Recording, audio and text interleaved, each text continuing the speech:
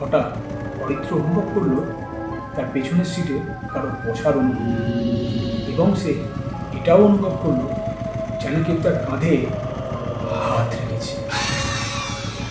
তার চোখে মুখে আতঙ্কের ছাপ স্পষ্ট, হাতে যেন বরফের মতন ঠান্ডা হয়ে গেছে, পায়েও কোনো সার নেই।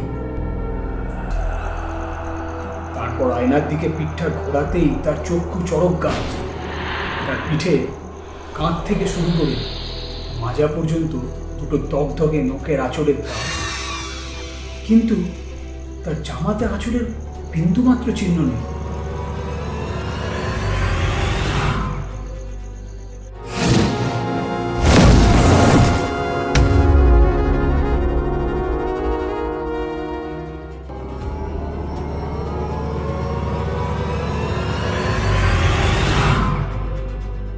আজ আপনাদের সঙ্গে যে ঘটনাটি শেয়ার করব সেটি বাস্তবে ঘটে যাওয়া একটি সত্য ঘটনা। এই ঘটনায় চরিত্রের নামটি পরিবর্তন করে অরিত্র রাখা হলো। অরিত্র নদিয়ার একজন বড় চাল ব্যবসায়ী, তাই ব্যবসায়িক সূত্রে তাকে প্রায়ই বর্ধমান যেতে হতো। শরৎকালে প্রাকৃতিক সৌন্দর্যকে উপভোগ করতে অরিত্র ঠিক করলো এবার বর্ধমান সে মোটর সাইকেল নিয়ে যাবে। অরিত্রর বাড়ি থেকে গন্তব্য প্রায় 3-4 ঘন্টার পথ, তাই সে পরের দিন ভোরবেলা মোটর সাইকেল নিয়ে রওনা দিল গন্তব্যের উদ্দেশ্যে। তার প্রায় 11টা বেজে গেল বর্ধমান পৌঁছতে। সেখানে সমস্ত কাজ মিটিয়ে প্রায় দুপুর হয়ে গেল অরিত্র। তখন সে তড়িঘড়ি করে রওনা দিল বাড়ির উদ্দেশ্যে, কারণ তাকে অনেকটা পথ অতিক্রম করতে হবে। পড়ন্ত বিকেলের রোদ রাস্তার দুধারে ধান খেতে একজন মায়াজাল সৃষ্টি করেছে। এই প্রাকৃতিক সৌন্দর্য উপভোগ করতে করতে অরিত্র প্রায় অনেকটা পথ অতিক্রম করে ফেলেছে। সন্ধে নামল। অরিত্র মোটর সাইকেল ছুটিয়ে চলেছে মেঠো পথ দিয়ে।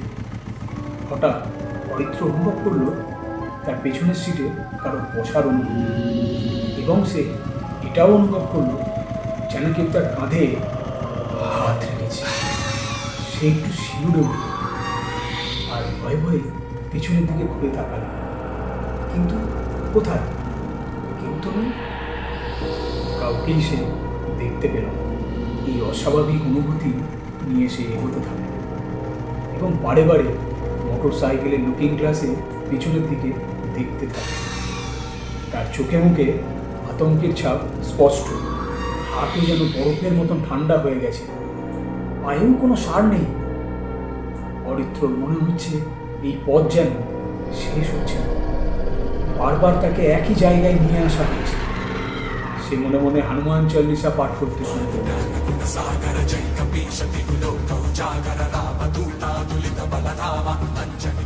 একটা সময় রাস্তার দুধারের মাঠ শেষ হয়ে জনবসতি শুরু হল।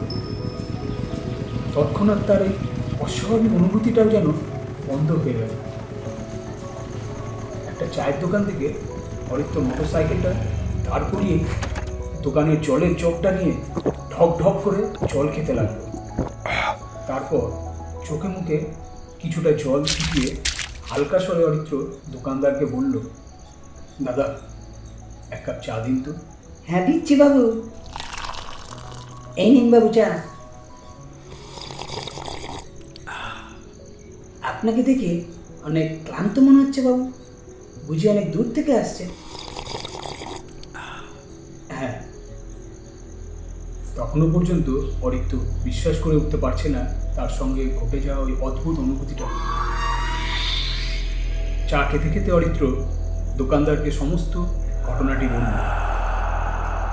ঘটনাটি শুনে দোকানদার বলে উঠল, কি বলেন বাবু, আপনার সঙ্গেও? আশ্চর্য হয়ে অরিত্র বলে, আমার সঙ্গেও মানে? এরকম কি আগেও ঘটেছে? আসলে বাবু, গ্রামের রাস্তা তো, ওদিকে শুনেছি একটি গাড়ি অ্যাক্সিডেন্টে মারা গেছিল কয়েকজন।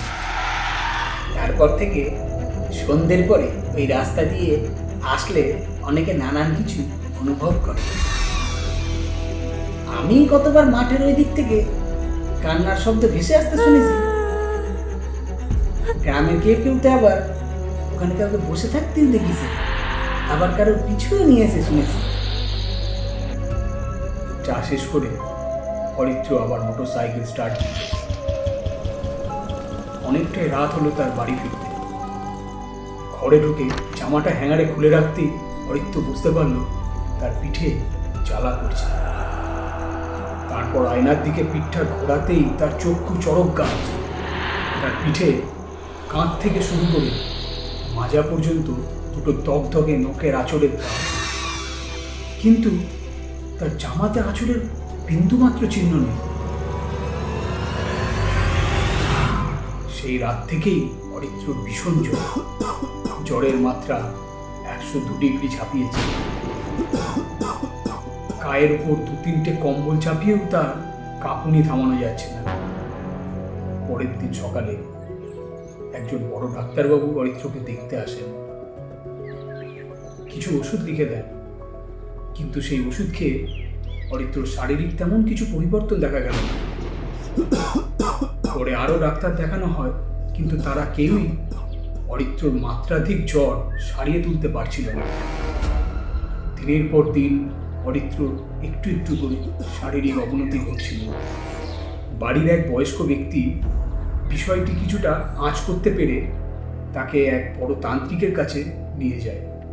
অরিত্র তান্ত্রিকের বাড়ির দরজায় পা রাখতেই তান্ত্রিক অরিত্রর মুখের দিকে এক দৃষ্টিতে চেয়ে থাকে এবং মনে মনে বিড়বিড় করে কিছু জপতে থাকে। তারপর বলেন, কিরে, সেই রাতের জামাটা এখন আছে তো? অরিত্র কথাটি শুনে আশ্চর্য হয়ে বলে, হ্যাঁ হ্যাঁ, বাড়িতেই আছি। ওই জামাটা 3 রাস্তার মোড়ে রাত 12টার পরে কেরোসিন তেল ঢেলে পুড়িয়ে ফেলবি, আর এই তাবিজটা সব সময় হাতে পড়ে থাকবি। যা পালা, যা যা যা এখান থেকে। তান্ত্রিকের কথা মতো অরিত্র সেই জামাটিকে আগুনে পুড়িয়ে ফেলে এবং তারপর থেকে আশ্চর্যভাবে তার শারীরিক উন্নতি করতে থাকে। পরের দিন সে সম্পূর্ণ সুস্থ হয়ে ওঠে। অরিত্র মনে মনে ভাবে, এবারের মতো সে প্রাণে রক্ষা পেল।